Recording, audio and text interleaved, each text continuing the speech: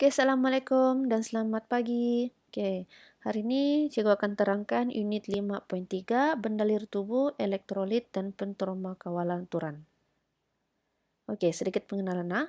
Oke, kehilangan bendalir tubuh secara berlebihan boleh memudaratkan kesehatan dan prestasi atlet.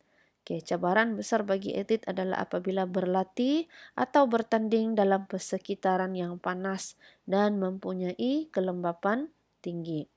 Oke, keadaan tersebut menyebabkan perpeluhan dan suhu badan meningkat ke tahap melebihi suhu normal. Oke.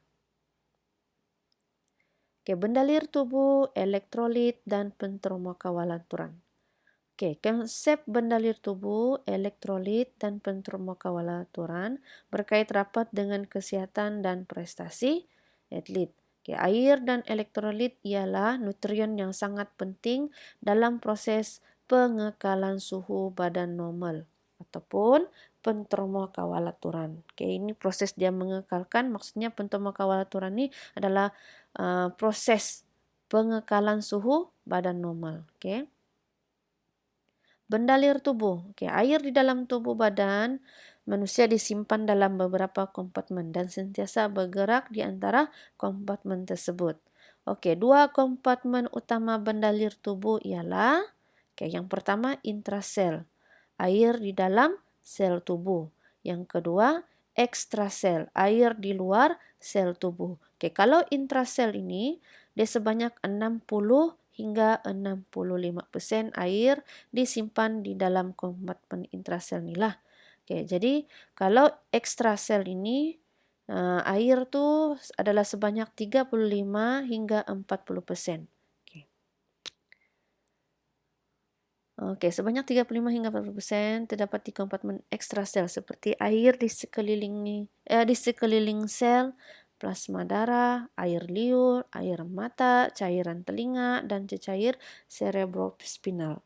Oke, jadi ada dua lah, intrasel dan juga ekstrasel. Yang satu intrasel 60 ke 65, ekstrasel 35 hingga ke 40%. Oke.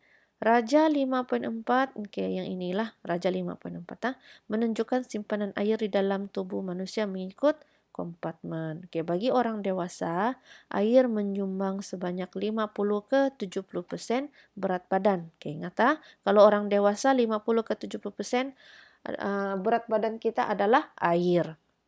Tisu otot mengandungi lebih banyak air berbanding tisu adipos, tisu lemak. Jadi di dalam otot tuh lagi banyak air berbanding di tisu lemak. Oleh itu, atlet yang mempunyai komposisi otot lebih tinggi berbanding lemak mempunyai kandungan air lebih banyak. Atlet yang maksudnya lebih banyak otot pada badan dia mempunyai lebih banyak air lah berbanding atlet yang gemuk.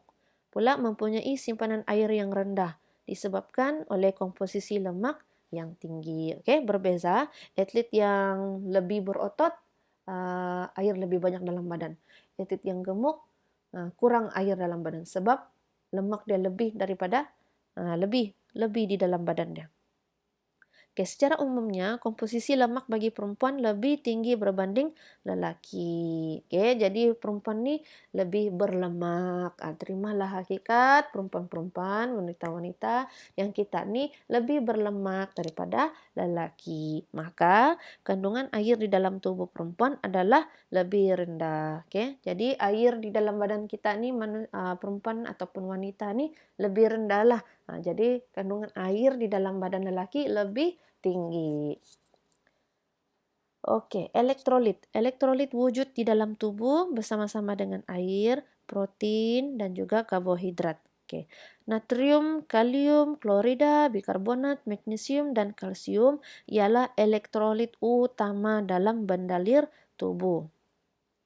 Apa nih elektrolit nih? Apa tujuan dia nih? Berfungsi untuk menjana arus elektrik bagi membawa impuls saraf dan mengekalkan keseimbangan bendalir tubuh. Oke, ini fungsi elektrolit lah. Oke, elektrolit dia di dalam tubuh badan kita lah. Dia ada wujud bersama dengan air, protein, dan karbohidrat. Dan dia berfungsi menjana arus elektrik bagi membawa impuls saraf. Dia bawa ini impuls nih. Dan untuk mengekalkan keseimbangan dari tubuh lah. Oke, elektrolit mudah didapati daripada sumber makanan seperti garam, buah-buahan, dan sayur-sayuran. Oke, itu elektrolit. Oke, pentermokawalaturan. Oke, suhu badan manusia terbahagi kepada dua lah. Oke, suhu badan manusia. Yang pertama, suhu teras, suhu dalaman yang stabil jika tubuh berada dalam keadaan homeostasis. Ini salah nih ejaan nih. Patutnya homeo, M-I-O, homeostasis. Oke, apa itu homeostasis? Ini coba bagi penerangan ringkas saja. Dia dalam biologi mana? Oke, homeostasis. Nah, ini sebenarnya ejaan homeostasis nih. Homeostasis ialah pengawalaturan faktor fisikal dan faktor kimia di persekitaran dalam. Maksudnya di dalam tubuh nih ya. Ini dalam sensu kan dia tidak tanya lah. Cuma cikgu bagi penerangan supaya kamu tahu apa tuh homeostasis. Oke, pengawalaturan faktor fisikal dan faktor kimia di persekitaran dalam. Sentiasa dalam julat normal supaya sel dapat berfungsi dalam keadaan optimum. Oke, jadi dia mengawal aturan faktor fisikal dan faktor kimia. Apa tuh faktor fisikal? Faktor fisikal nih. Inilah faktor fisikal, suhu badan, tekanan darah, tekanan osmosis darah. Faktor kimia pula, kepekatan gula darah, kepekatan garam mineral, dan juga nilai pH. Oke. Di persekitaran dalam. Di mana faktor fisikal nih? Dengan faktor kimia nih, dia berada di bendalir interstisis, plasma darah, dan juga bendalir limfa. Oke, itu dia. Ini homeostasis nih, pengawalan turun faktor-faktor inilah. Ini secara ringkas saja. Jadi kalau contohnya julat normal, suhu badan tuh meningkat ataupun yang nina-nilah dia meningkat sama ada menurun. Jadi dalam mekanisme homeostasis nih dia bertindak menurunkan. Oke, dia menurunkan nina lah di dalam persekitaran badan dalam nih. Dia menurunkan asam ada untuk meningkatkan supaya yang ni suhu badan, tekanan darah semua ni dia jadi normal balik. Oke, itu maksudnya homeostasis. Dia ada pengawalan turun. Bila meningkat ataupun menurun, dia berfungsi untuk menstabilkan. Oke.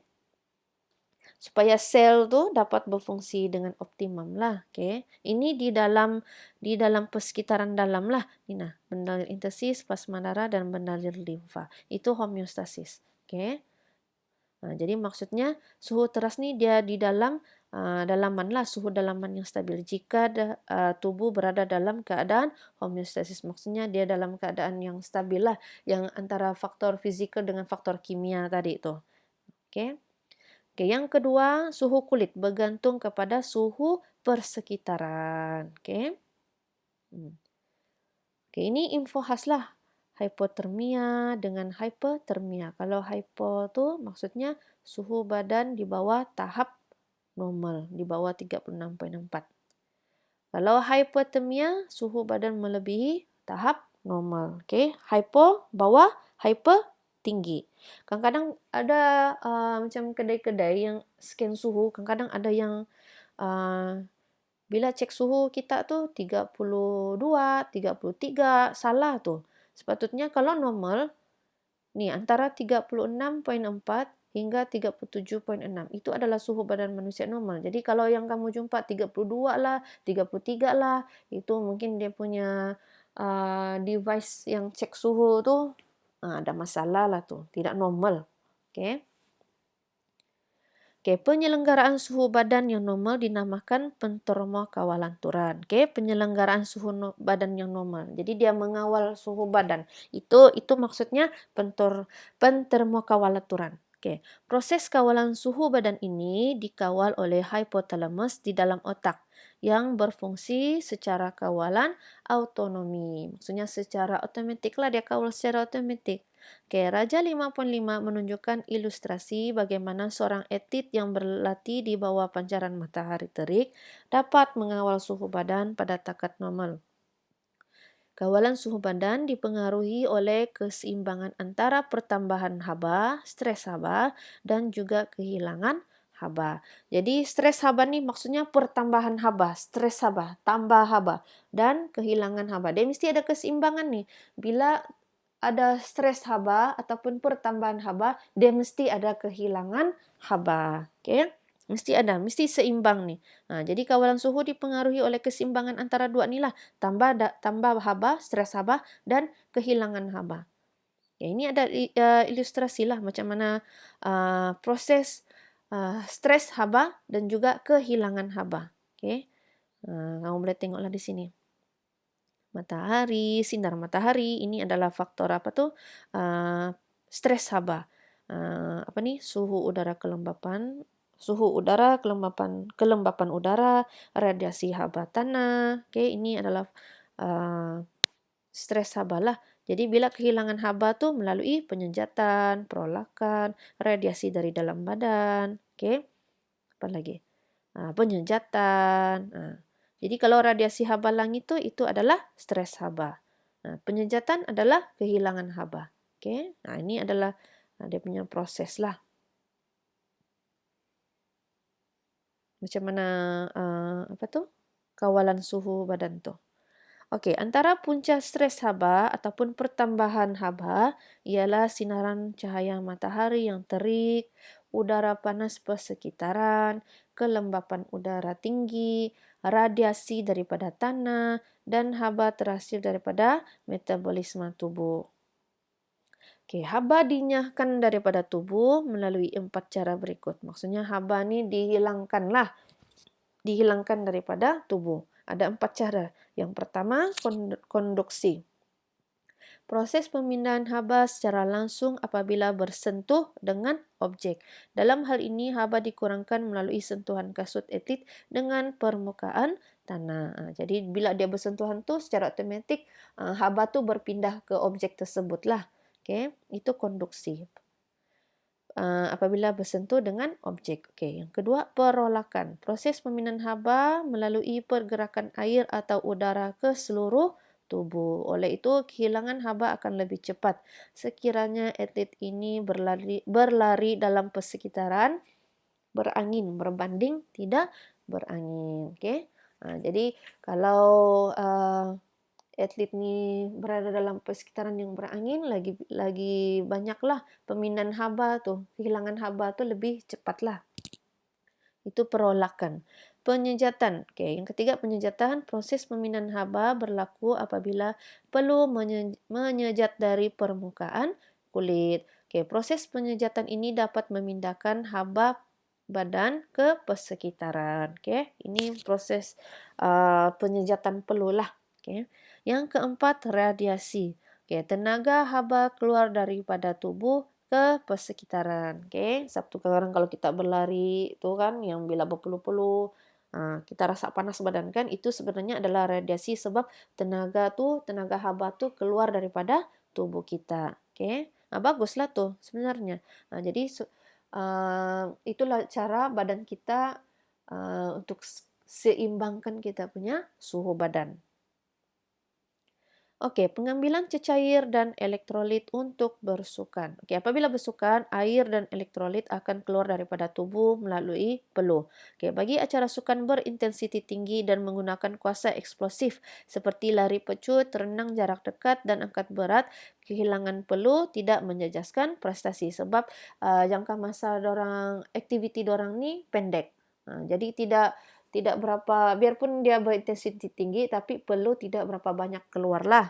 Okey. Walau bagaimanapun, atlet acara jangka masa panjang seperti sukan berentas desa dan bola sepak akan mengalami kehilangan air dan elektrolit yang banyak, seterusnya boleh menjejaskan prestasi. Yang ini disebabkan acara dorang ni ataupun aktiviti dorang ni dilakukan dalam jangka masa yang panjang. Jadi lagi banyak peluh hilang, lagi banyak kehilangan air dan juga elektrolit lah. Okey. Okey, Raja 5.6 menunjukkan keseimbangan antara jumlah pengambilan air dengan jumlah kehilangan air.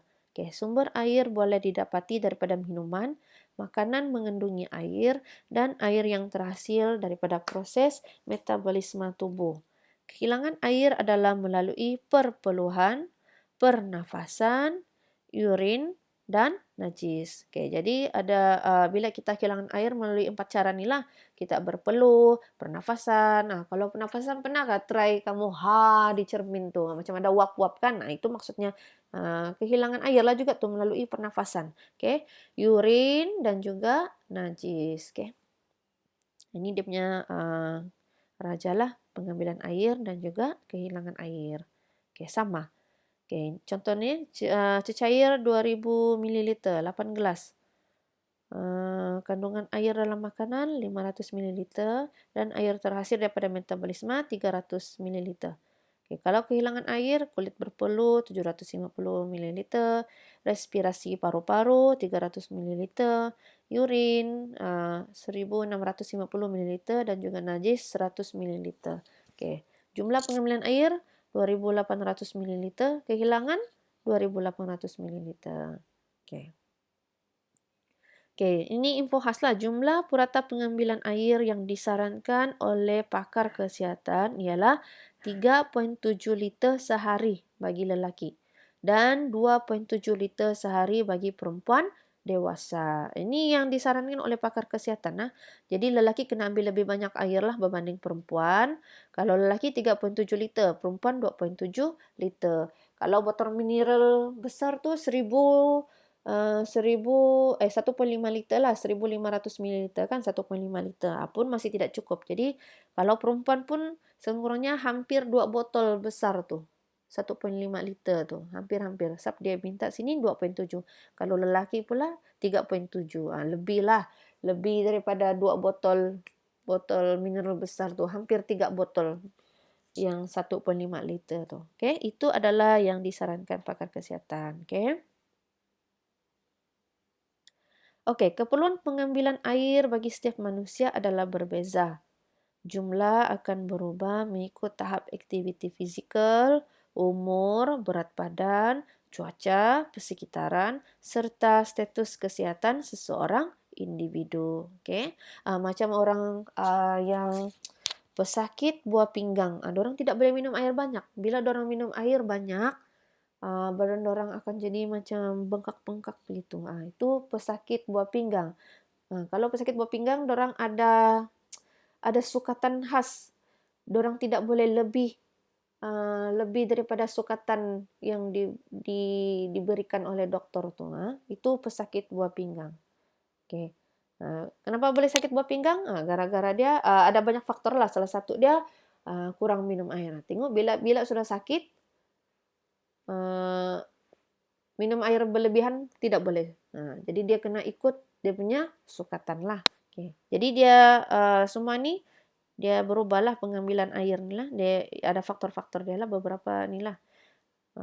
Dia ikut keperluan. Okay, pengambilan cecair dan elektrolit bersesuaian adalah penting sebelum, semasa dan selepas bersukan berdasarkan intensiti dan jangka masa aktiviti. Okey, jadual 5.4 menunjukkan panduan pengambilan cecair sebelum, semasa dan selepas bersukan. Okey. Jadi dia pentinglah pengambilan cecair dan elektrolit ni dia penting untuk seorang atlet lah. Tapi kena ikut juga tengok jenis sukan, intensiti tinggi ataupun rendahkah dan juga jangka masa tu pendek ataupun panjang. Okey.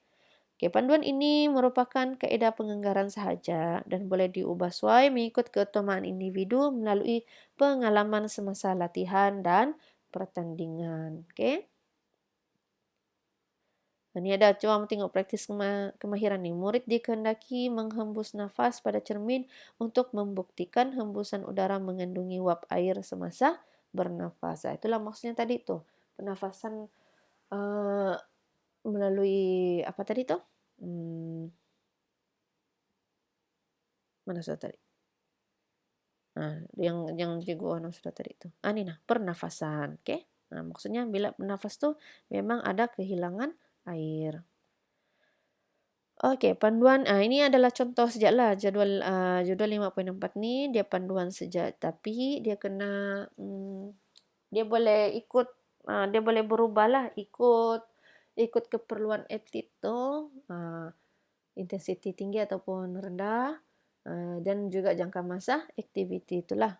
Oke, ini kalau sebelum bersukan, atlet perlu minum air lebih kurang 500 ml 2 hingga 3 jam sebelum bersukan bagi memastikan kandungan air di dalam badan mencukupi.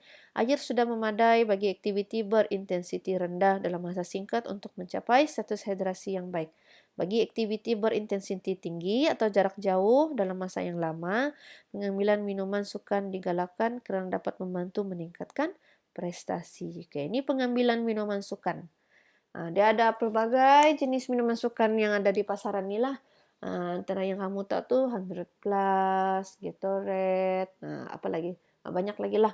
Okay? Pengambilan minuman sukan tu dia digalakkan. Okay, semasa bersukan, bagi aktiviti berintensiti rendah dalam jangka masa pendek, atlet minum 200 ml hingga 300 ml air setiap 10 hingga 20 minit untuk mengekalkan hidrasi. Bagi aktiviti jangka masa panjang melebihi 90 minit, atlet perlu mengambil minuman sukan yang mengandungi karbohidrat dan elektrolit untuk memulihkan tenaga dan mengelakkan stres haba. Pengambilan minuman sejuk digalakkan bagi acara jarak jauh.